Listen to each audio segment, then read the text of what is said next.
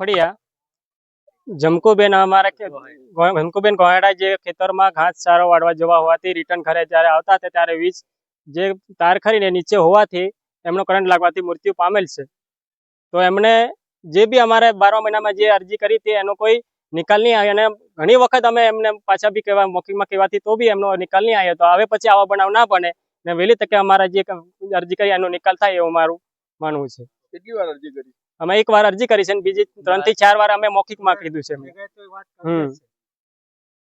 શું નામ તમારું? રાઠવા રાકેશભાઈ ધનસિંહભાઈ, ગુનાટા સરપંચ.